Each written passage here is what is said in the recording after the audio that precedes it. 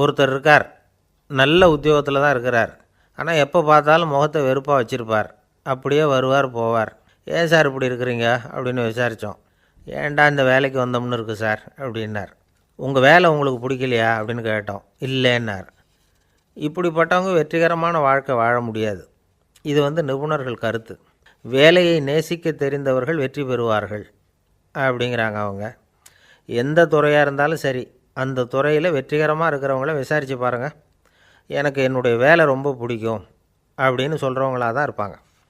அப்படி இருந்தால் தான் அது வெற்றிகரமாக இருக்க முடியுது அவங்களால.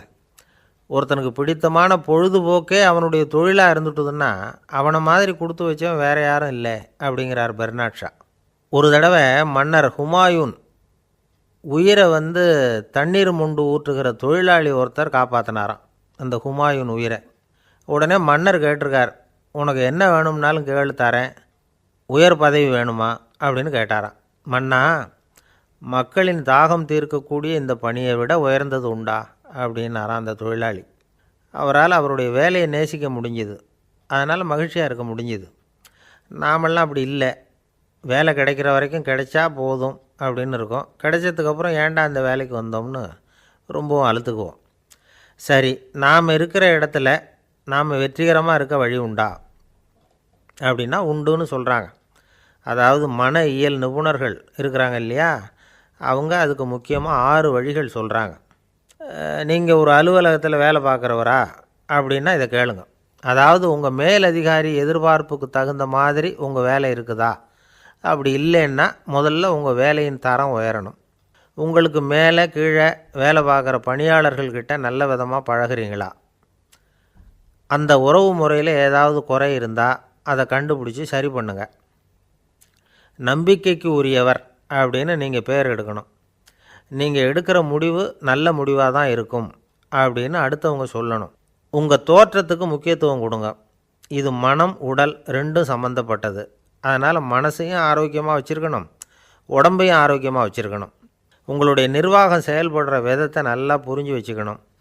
உங்களுடைய நிர்வாகம் இப்போ ஒரு காரியம் செய்யுதுன்னு வச்சுங்க, ஏன் அப்படி செய்யுது, எதுக்காக அப்படி செய்யுது, அதனுடைய குறிக்கோள் என்ன, அது நீடிக்கிறதுக்கு காரணம் என்ன, இதையெல்லாம் தெரிஞ்சுக்கணும். சிரிப்புக்கு வஞ்சகம் பண்ணக்கூடாது. நல்லா சிரிக்கணும், அப்போ தான் அது திரும்ப கிடைக்கும். கடந்த கால தோல்வியை பற்றி கவலைப்படக்கூடாது. முதலாளி விருப்பம் தெரிஞ்சு நடந்துக்கிறது நல்லது தான். அதுக்காக காக்கா பிடிக்கணுங்கிற அவசியம் இல்லை.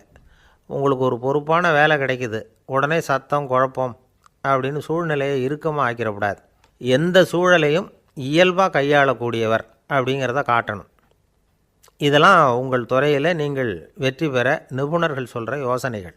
இவ்வளவு விவரமும் சொல்லிவிட்டு ஒருத்தரை பார்த்து கேட்டோம், இப்போ சொல்லுங்கள், நீங்கள் செய்கிற வேலை உங்களுக்கு பிடிச்சிருக்குதா அப்படின்னோம். ரொம்ப ரொம்ப பிடிச்சிருக்குது அப்படின்னார்.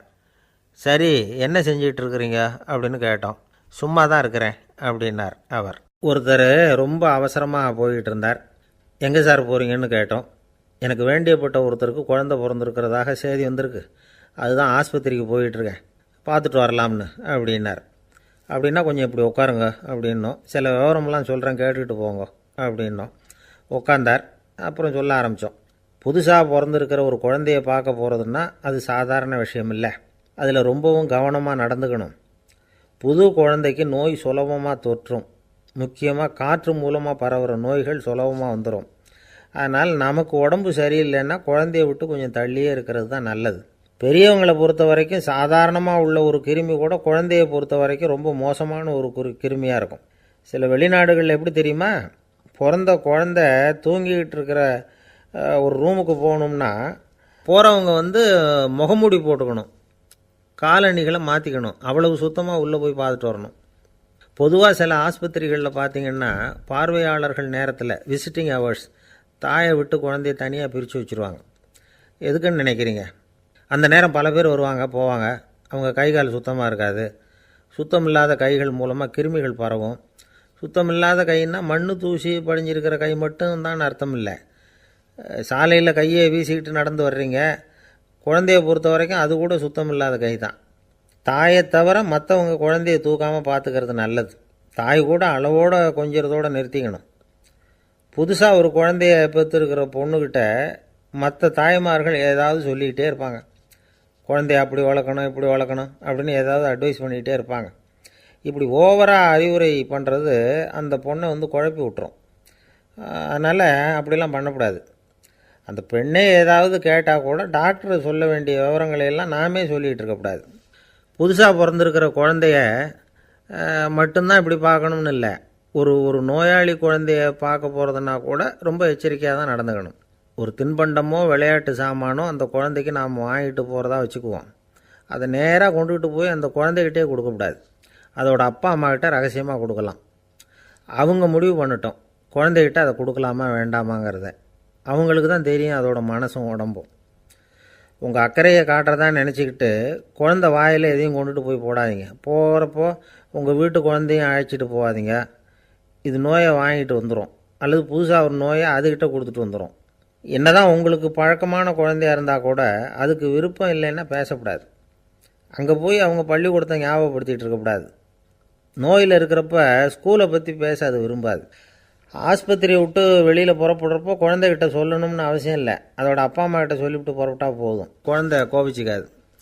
சமூக சம்பிரதாயத்தை பற்றி அது கவலைப்படுறதில்ல. இப்படி எல்லா விவரமும் நம்ம எதிரில் உட்காந்துருந்தவங்ககிட்ட சொல்லி முடித்தோம். ரொம்ப நன்றி சார் அப்படின்னு சொல்லிவிட்டு அவர் புறப்பட்டார். குழந்தைங்க கொஞ்சம் வளர்கிற வரைக்கும் தான் நாம் எச்சரிக்கையாக இருக்கணும்னு இல்லை, வளர்ந்த பிறகு இன்னும் எச்சரிக்கையாக இருக்கணும். ஒரு பையன் பள்ளிக்கூடத்துலேருந்து திரும்பி வீட்டுக்கு வந்தான். முகம் பூரா நகத்தால் கீறி இருந்தது. அப்பா பார்த்து பயந்துட்டார். யாருடா உன்னை இப்படி பண்ணது அப்படின்னார். என் கூட படிக்கிற இன்னொரு பையன்னா.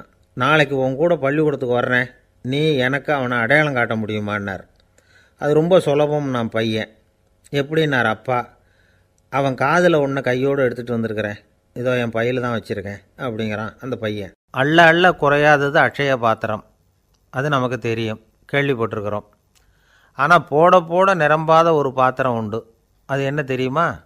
நம்மளில் பல பேர்கிட்ட அந்த பாத்திரம் உண்டு. அதுதான் பேராசை அப்படிங்கிற பாத்திரம். அதை நிறைவு செய்யவே முடியாது.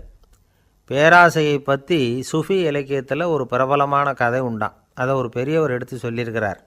ஒரு மன்னர் நகர்வலம் போயிட்டுருக்கார். ஒரு பிச்சைக்காரன் மன்னர் எதிரில் வரான். பிச்சை போடுங்கங்கிறான்.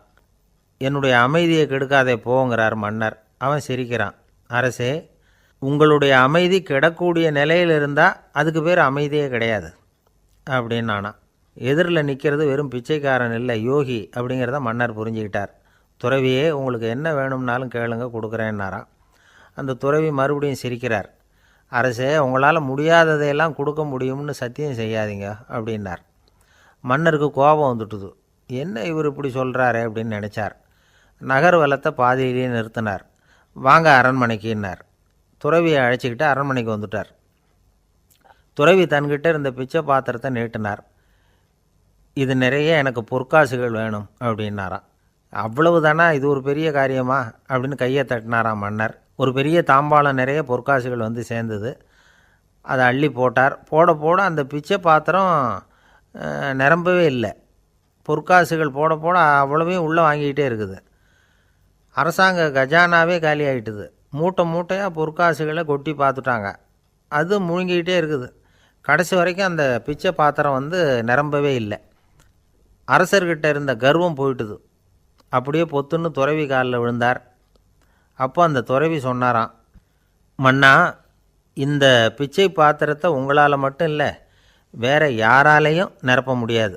அதுக்கு என்ன காரணம்னா, இது சாதாரண பிச்சை பாத்திரம் இல்லை, பேராசைகளோடு வாழ்ந்து செத்துப்போன ஒரு மனிதனின் மண்டை ஓடுது அப்படின்னாராம். பாருங்கள், இதுதான் அந்த சுஃபி இலக்கிய கதை. செத்த பிறகும் நிறைவு இல்லைன்னா அது எப்பேற்பட்ட பேராசையாக இருக்கும்னு யோசித்து பார்த்துங்க. நம்மால் ஒருத்தர் கல்யாணம் பண்ணிக்க பொண்ணு பார்த்துக்கிட்டு இருந்தார். அழகு, அறிவு, படிப்பு எதுவும் தேவையில்லை, பணம் மட்டும் இருந்தால் போதும் அப்படின்னு பார்க்குறவங்ககிட்டெல்லாம் சொல்லி வச்சார். ரொம்ப நாளைக்கு அப்புறம் ஒரு பணக்காரர் கிடைச்சார்.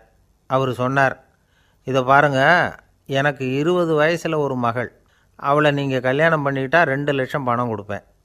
25 வயசில் ஒரு பொண்ணு, அவளை கல்யாணம் பண்ணிக்கிட்டா 2.5 லட்சம் தருவேன். 30 வயசில் ஒரு பொண்ணு இருக்கா, அவளை கல்யாணம் பண்ணிக்கிட்டா 3 லட்சம் தருவேன். என்ன சொல்கிற அப்படின்னாராம். இவன் கொஞ்ச நேரம் யோசித்து பார்த்துருக்கான். அதுக்கப்புறம் மெதுவாக அவரை நிமிர்ந்து பார்த்து, ஏன் சார், உங்ககிட்ட 50 வயசில் ஏதாவது பொண்ணு இருக்கா அப்படின்னு கேட்டானான். ஒருத்தர் ரொம்ப அவசரமாக வந்தார். சார், மனுஷன் நிம்மதியாக இருக்கிறதுக்கு என்ன வழின்னு கேட்டார். சீக்கிரமாக ஒரு கல்யாணத்தை பண்ணிங்க, எல்லாம் சரியாக போடும் அப்படின்னோம். அவர் ஒரு மாதிரியாக பார்த்தார். ஏற்கனவே எனக்கு கல்யாணம் ஆகிட்டுது சார், அதனால தானே நிம்மதியாக இருக்கிறதுக்கு வழி கேட்குறேன் அப்படின்னார். சரி, இவர் ஒரு மாதிரியான கேஸ் அப்படின்னு நினச்சிக்கிட்டு நம்மக்கிட்ட இருந்த ஒரு சின்ன புத்தகத்தை அவர்கிட்ட தூக்கி கொடுத்தோம். இதை படித்து பாருங்கன்னு. கல்யாணத்துக்கு பிறகும் சந்தோஷமாக இருக்கிறதுக்கு என்ன வழி அப்படிங்கிற கேள்விக்கு அந்த புத்தகத்தில் விளக்கம் இருந்தது. கணவன் மனைவிக்குள்ளே சிக்கல் வராமல் இருக்கிறதுக்கு அதில் சில வழிகளை சொல்லி கொடுத்துருக்குறாங்க. அதெல்லாம் என்னென்ன அப்படிங்கிறத இப்போ பார்க்கலாமா? குடும்பம்னு இருந்தால் கோபம் வரதான் செய்யும். அது வந்துட்டு போகட்டும், பரவாயில்ல. ஆனால் அந்த கோபம் ஒரே நேரத்தில் 2 பேருக்கும் வந்துடாமல் பார்த்துக்கணும். ஒரு சமயத்தில் யாராவது ஒருத்தர் தான் கோபப்படணும், அடுத்தவங்க அமைதியாக இருக்கணும். அதுக்கப்புறம் இவர் அமைதியான உடனே அவங்க ஆரம்பிச்சிக்கலாம். கோபமாக ஏதாவது சொன்னால் உடனே கோபமாக பதில் சொல்லக்கூடாது. கொஞ்சம் பொறுத்து கோபம் தீர்ந்த உடனே அந்த பதிலை சொல்லலாம். அப்போ பதில் கோபமாக இருந்தால் கூட அது அவ்வளோ பெருசாக தெரியாது. அற்ப விஷயத்துக்கெல்லாம் காய்ச்சி மூச்சுன்னு கத்திக்கிட்டு இருக்கக்கூடாது. உங்கள் 2 பேருக்குள்ளே ஒரு தர்க்கம் ஆரம்பமாயிட்டுதுன்னு வச்சுக்கோங்க. கடுமையாக 2 பேரும் விவாதம் பண்ணுறீங்க. உங்களில் ஒருத்தர் இதில் ஜெயிக்கணும்னா அது நீங்களாக இருக்க வேணாம், அடுத்தவங்க ஜெயிக்கிறதுக்கு நீங்கள் துணையாக இருங்களேன். அப்படின்னா நீங்கள் கொஞ்சம் விட்டு கொடுக்கணும், அவ்வளவுதான். ஏதாவது குத்தம் சொல்லணுமா, செஞ்ச தப்பை சுட்டி காட்டணுமா, விமர்சனம் பண்ணணுமா, பண்ணுங்க, வேணான்னு சொல்லலை. ஆனால் சொன்னதை அப்படி சொல்கிறத கொஞ்சம் அன்பாக இதமாக சொல்லுங்கள். எப்போது நடந்த தவறுகளையெல்லாம் இப்போ போய் மறுபடியும் ஞாபகப்படுத்திகிட்டு இருக்க வேண்டாம். நான் அப்போவே சொன்னேன் இந்த புடவை வேணாம்னு, நீங்கள் தான் கேட்கல, இப்போ பாருங்கள் கிழிஞ்சு போச்சு இப்படின்னு கத்துனாங்க ஒரு அம்மா. எப்போ சொன்னீங்கன்னு கேட்டால் ஒரு 10 வருஷத்துக்கு முன்னாடி தீபாவளி சமயத்தில் அப்படிங்கிறாங்க. அது என்ன இன்னும் அப்படியே புதுசாகவே இருக்கும்? உங்களுக்கு அவர் தான் பெருசு, அவருக்கு நீங்கள் தான் பெருசு. அதை விட இந்த உலகத்தில் வேறு எதுவும் முக்கியம் இல்லைன்னு நினைக்கணும். நீ தான் என்னுடைய உலகம்னு எத்தனை தடவை சொல்லியிருப்பீங்க? அதெல்லாம் வெறும் வசனமாக போயிடக்கூடாது. ஏதாவது ஒரு பிரச்சனையை பற்றி கடுமையாக விவாதம் பண்ணிக்கிட்டு இருக்கீங்க, அதை அப்படியே பாதியில் விட்டுட்டு படுக்கைக்கு போயிடக்கூடாது. சுச்சத்தை நாளைக்கு பேசிக்கலாம்னு. அப்படி போனால் தூக்கம் வராது. பிரச்சனையை ஒரு முடிவு பண்ணிக்கிட்டு அதுக்கப்புறமா தூங்க போகணும். ஒரு நாளில் ஒரு தடவையாவது உங்கள் ஜோடியை பாராட்டி நல்ல விதமாக கனிவாக ஒரு வார்த்தை சொல்லணும் அப்படின்னு தீர்மானம் பண்ணிங்க. ஏதாவது தப்பு பண்ணிவிட்டீங்கன்னா பரவாயில்ல, அதை ஒத்துக்கிறதுக்கும் மன்னிப்பு கேட்குறதுக்கும் தயாராக இருக்கணும். அது ஒன்றும் கேவலம் கிடையாது. வீட்டுக்குள்ளே தானே கேட்க போகிறீங்க, வெளியில் யாருக்கு தெரிய போதும்? எப்படியோ உங்களுக்குள்ளே ஒரு சமரசம் ஆனால் சரி தான். ஒரு தகராறுன்னு எடுத்துக்கிட்டால் குறைஞ்சபட்சம் அதுக்கு 2 பேர் தேவை. தனியாகவே உட்காந்துக்கிட்டு நான் இப்போ தகராறு பண்ணிகிட்டு இருக்கிறேன் அப்படின்னு யாரும் சொல்ல முடியாது. 2 பேர் தகராறு பண்ணுறாங்கன்னா பொதுவாக அந்த 2 பேரில் யார் அதிகமாக பேசுகிறாங்களோ அவங்க பேரில் தான் தப்பு இருக்கும். அதை மனசில் வச்சுக்கணும். இதெல்லாம் தான் அந்த புத்தகத்தில் போட்டிருக்கிற வழிமுறைகள். இவ்வளவும் சரியாக வரலைன்னா அப்புறமா சொல்லுங்கள், வேறு புத்தகம் ஏதாவது இருக்கான்னு தேடுவோம். ஒரு கணவன் தன்னுடைய மனைவியை அழைச்சிக்கிட்டு ஒரு மனோதத்துவ டாக்டர்கிட்ட வந்தாராம். டாக்டர், எங்களுக்கு கல்யாணம் ஆகி 30 வருஷ காலமாக நாங்கள் ஒரு விஷயத்தில் கூட ஒத்து போனதில்லை அப்படின்னு ஆரம்பித்தார். உடனே அந்த அம்மா குறுக்கிட்டு, அது 30 வருஷம் இல்லை 32 வருஷம் அப்படின்னாங்களாம். சில பேரை இப்படி சொல்கிறது உண்டு. அடுத்தவங்களை அனுசரித்து நடந்துக்க தெரியல, அவன் என்ன சார் மனுஷன் அப்படிம்பாங்க. சக மனிதர்களோடு எப்படி பழகிறது அப்படின்னு தெரியாததுனாலேயே பல பேர் இன்றைக்கி சங்கடப்பட்டுக்கிட்டு இருக்கிறாங்க. வசதி வாய்ப்பெல்லாம் சரியாக இருக்கும், ஆனால் வாழ்க்கை சரியாக இருக்காது. இன்னொருத்தர்கிட்ட எப்படி பேசுறது பழகிறதுங்கிறது தெரியாததுனால தான் இந்த அவஸ்தை. சரி, இந்த அவஸ்தை இல்லாமல் வாழறது எப்படி? இதுக்கு அனுபவசாலிகள் சில வழிமுறைகளை சொல்கிறாங்க. அதெல்லாம் என்னென்னங்கிறத இப்போ தெரிஞ்சுக்குவோம். முதல்ல நம்ம நாக்கு நம்ம கண்ட்ரோலில் இருக்கணும். வார்த்தைகளை கொட்டிவிட்டு அதுக்கப்புறம் அள்ள முடியாமல் கடந்து கஷ்டப்படக்கூடாது. எப்படி பேசுகிறோங்கிறதும் முக்கியம், பேசுகிறப்ப எப்படி முகத்தை வச்சுருக்கிறோங்கிறதும் முக்கியம். அன்பாக பேசினாலும் நல்லாயிருக்கும்.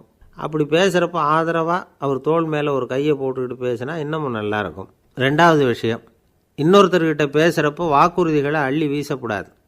கொடுக்குற வாக்குறுதி குறைச்சலாக இருக்கணும். அப்படி கொடுத்த வாக்குறுதியை கண்டிப்பாக நிறைவேற்றணும். நாம் ஒருத்தரை பாராட்டுறோம் அல்லது அவரை பற்றி அபிப்பிராயம் சொல்கிறோம்னா அது ஆக்கப்பூர்வமாக இருக்கணும். நம்ம பாராட்டு அல்லது விமர்சனம் அடுத்தவருடைய முன்னேற்றத்துக்கு உதவுறது மாதிரி இருக்கணும். நாம் சொல்கிறத கேட்டுட்டு அவன் தலையில் கையை வச்சுட்டு உட்காந்துடக்கூடாது. எப்பவும் உற்சாகமாக இருக்கணும், முகம் அலர்ச்சியாக இருக்கணும். மனுஷன் இருந்தால் வருத்தம், கவலை, ஏமாற்றம் எல்லாம் இருக்க தான் செய்யும். அதெல்லாம் மனசில் இருக்கட்டும். அந்த வருத்தமும் கவலையும் ஏமாற்றமும் சேர்ந்துக்கிட்டு நம்ம முகத்தில் இருக்கிற மலர்ச்சியை மூடி மறைக்கிறதுக்கு நாம் இடம் கொடுத்துடக்கூடாது. எந்த விஷயத்தை பற்றி யாருக்கிட்ட பேசினாலும் வெளிப்படையாக பேசணும். திறந்த மனசோடு பேசணும். மூடி மறைச்சி முழுங்கிக்கிட்டு இருக்கக்கூடாது.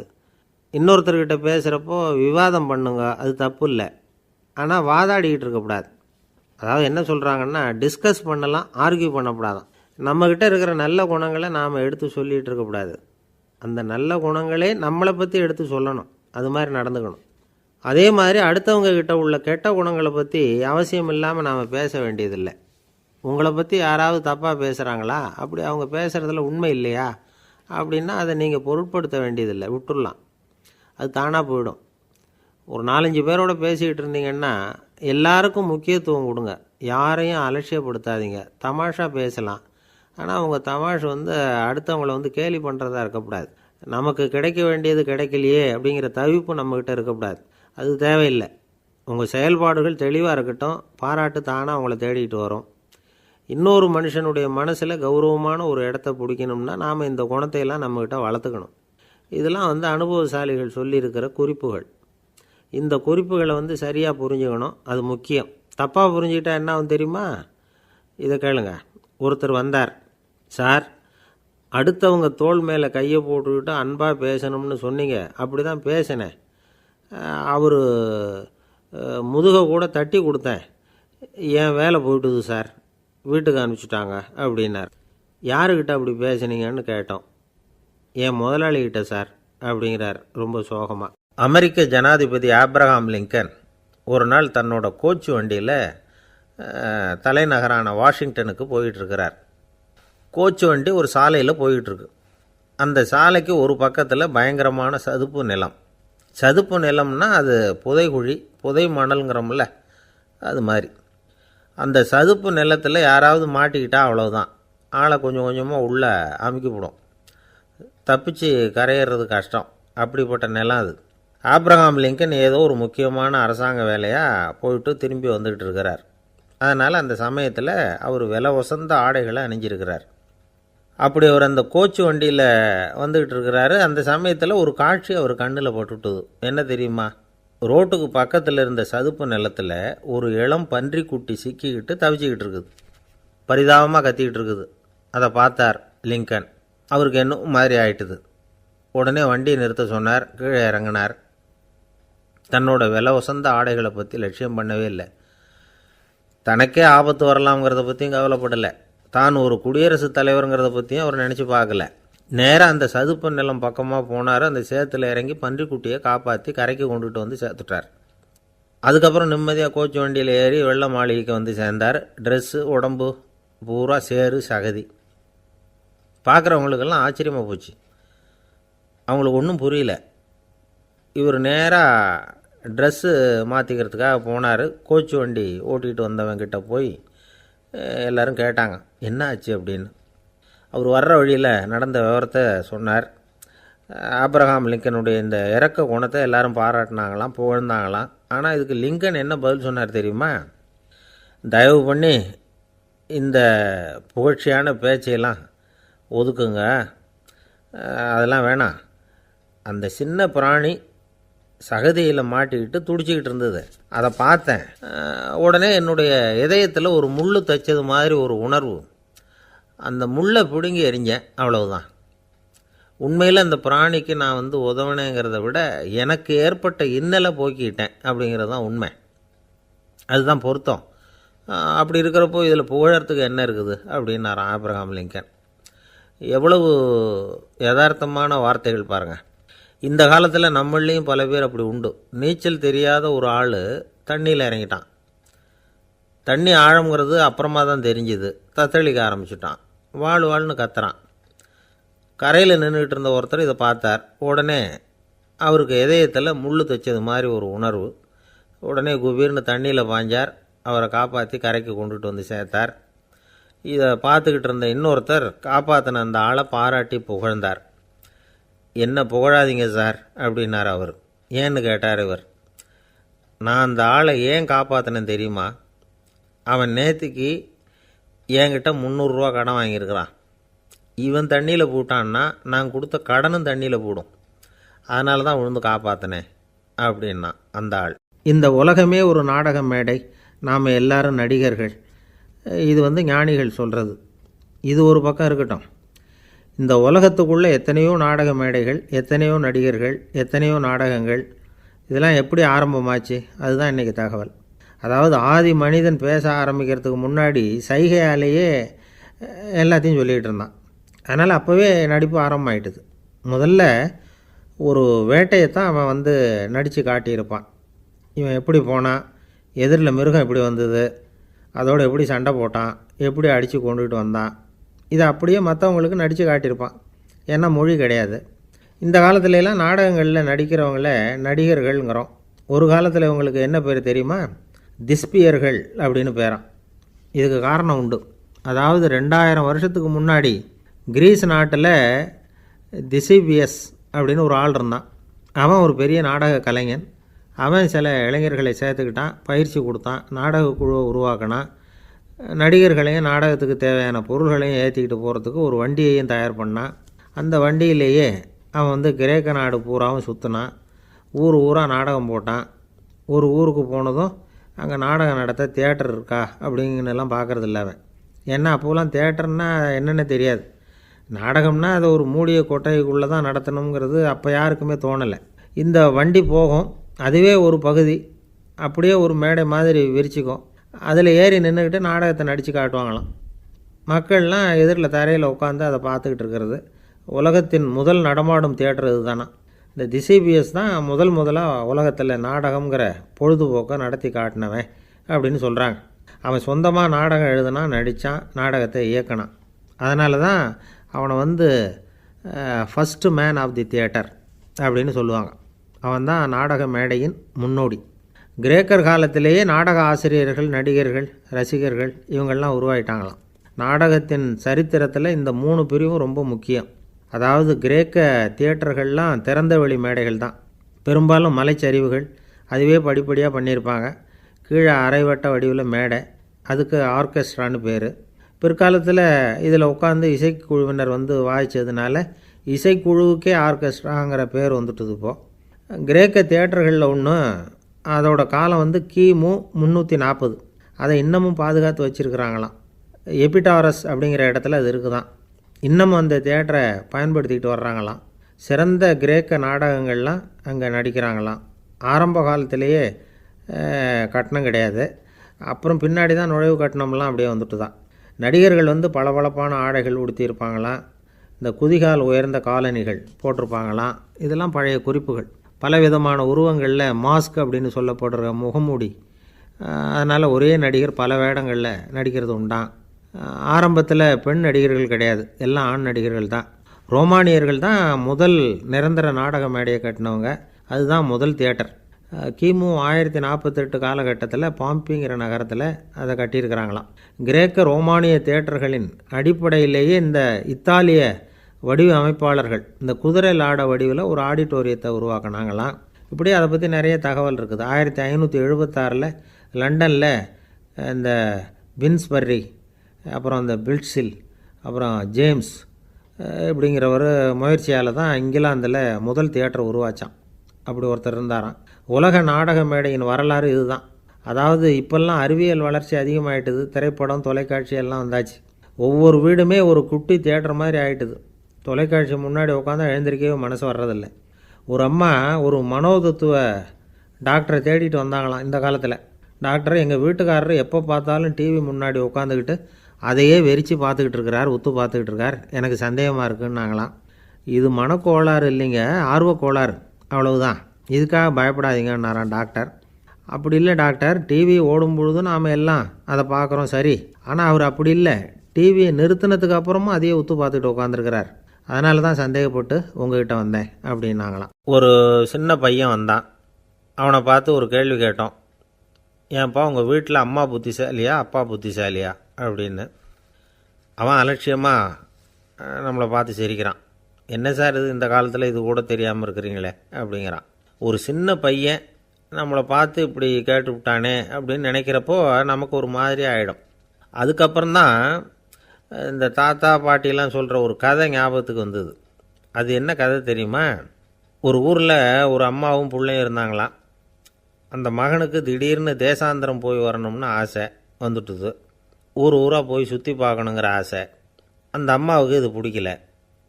மகனை பிரிஞ்சு இருக்கிறதுக்கு அவங்க மனசு இடம் கொடுக்கல. வேணாப்பான்னு சொல்லி பார்த்தாங்க, அவன் கேட்கல. திடீர்னு புறப்படவும் செஞ்சுட்டான். சரி, இனிமேல் அவனை தடுக்க முடியாதுன்னு முடிவு பண்ணிட்டாங்க அந்த அம்மா. இருந்தாலும் புத்திசாலித்தனமாக ஒரு யோசனை பண்ணாங்க. மகனை கிட்டத்தில் கூப்பிட்டாங்க. அவங்ககிட்ட சொன்னாங்க, இதை பாருப்பா, நீ தேசாந்திரம் போகிறதுன்னு தீர்மானம் பண்ணிவிட்ட, அதை நான் தடுக்கலை, போயிட்டு வந்துடும். ஆனால் போகிறதுக்கு முன்னாடி எனக்கு ஒரு வாக்குறுதி கொடுத்துட்டு போ அப்படின்னாங்க. போகிறப்போ ராத்திரியாக இருந்தாலும் பகலாக இருந்தாலும் சரி, புளிய மரத்து நிழலில் தான் தங்கணும். திரும்பி வர்றப்போ இரவும் பகலும் நீ வேப்ப மரத்து நிழல்லே தங்கணும் அப்படின்னாங்க. சரி, அப்படியே செய்கிறேன்னு சொல்லி வாக்குறுதி கொடுத்தான் பையன். புறப்பட்டு போனான். போகிற வழியில் புளிய மரத்து நிழல்லே தங்கினான், தூங்கினான். அப்படி போய்கிட்டே இருந்தான். 7ஆவது நாள் அவன் உடம்பு சுகமில்லாமல் போயிட்டுது. ரொம்பவும் பலவீனமாயிட்டான். இனிமேல் நடக்க முடியாதுங்கிற நிலைமை வந்துட்டுது. யோசித்து பார்த்தான். சரி, இதுக்கு மேலே போக வேண்டாம் அப்படின்னு முடிவு பண்ணிவிட்டு திரும்பி வர ஆரம்பிச்சிட்டான். திரும்பி வர்றப்போ வழியில் வேப்ப மரத்து நிழல்லையே தங்கி தங்கி வந்தான். நாளுக்கு நாள் உடம்பு சரியாக வந்துட்டுது. 7ஆவது நாள் வீட்டுக்கு சேர்றான். உடம்பு பழையபடியே கலகலப்பாயிட்டுது. பூர்ண சுகம். தேசாந்திரம் போன பையன் திரும்பி வந்துட்டானே அப்படின்னு அந்த அம்மா ஆச்சரியப்படலை. ஏன்னா அவங்களுக்கு தெரியும் இப்படி ஆகும்னு.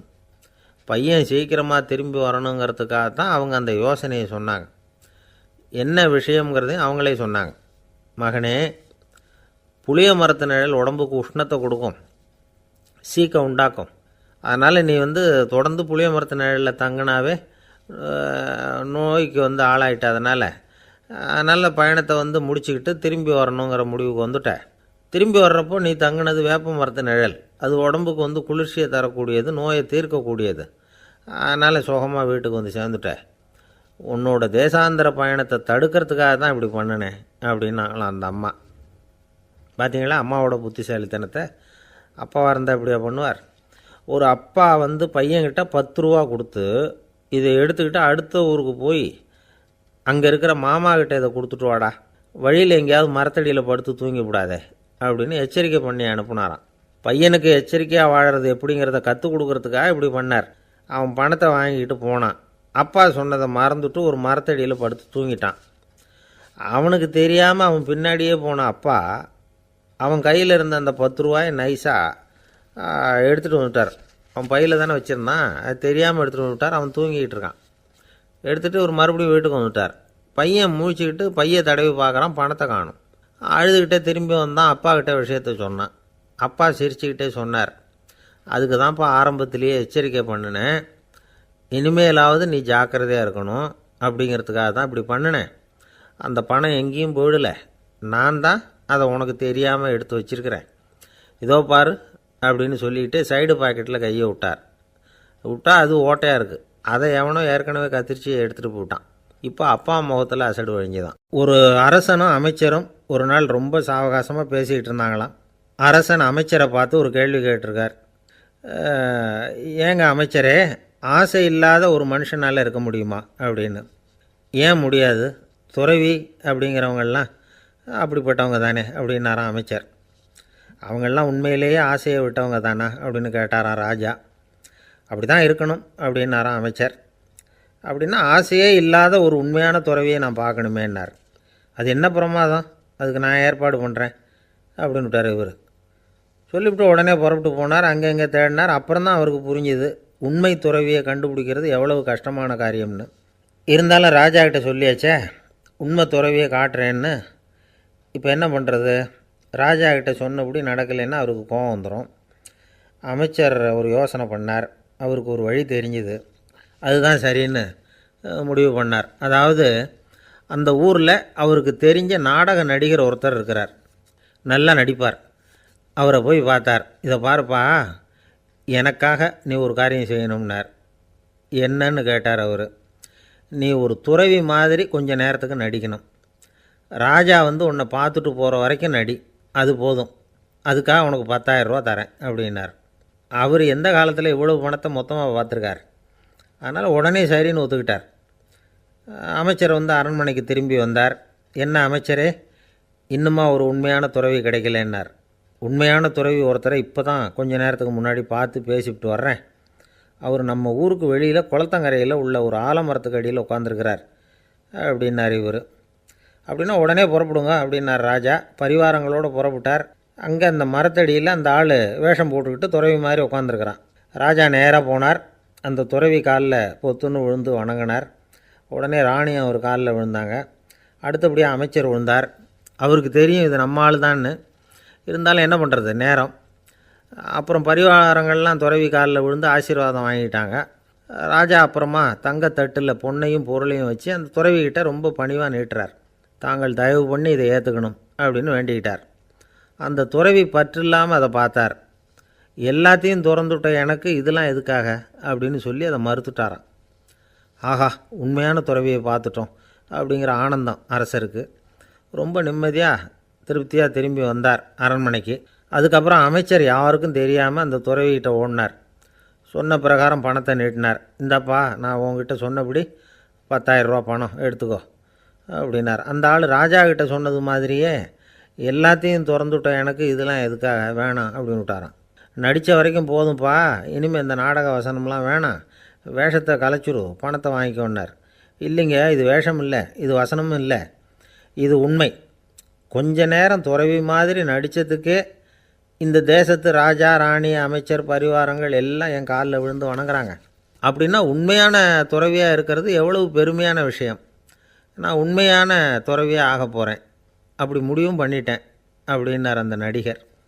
வேஷம் கூட எப்படிப்பட்ட விளைவுகளை உண்டு பண்ணுது பார்த்தீங்களா. நம்மால் ஒருத்தன் ரொம்ப வசதியாக தான் இருந்தான். ஒரு நாள் அவன் சொத்து பூரா திருட்டு போயிட்டுது. அதுக்கப்புறம் இவன் துறவி மாதிரி ஆகிட்டான். ஊர் ஊராக சுற்றினான். ஒரு குருநாதரை தேடி கண்டுபிடிச்சான். அவர்கிட்ட சீடனாக சேர்ந்துக்கிட்டான். அவனை பார்த்து ஒருத்தர் கேட்டார், நீ உண்மையான சீடன் தானான்னு. இல்லைங்க, சீடன் மாதிரி நடிச்சுக்கிட்டு இருக்கிறேன் அப்படின்னா. அது குரு துரோகம் இல்லையா அப்படின்னு கேட்டார் அவர். இல்லைங்க, நான் பண்ணது குரு துரோகம் இல்லை, என் குரு பண்ணது தான் துரோகம். என்னுடைய பணத்தை கொள்ளையடித்தது இவர் தான். அதை எங்கே வச்சுருக்காருன்னு கண்டுபிடிக்கிறதுக்காக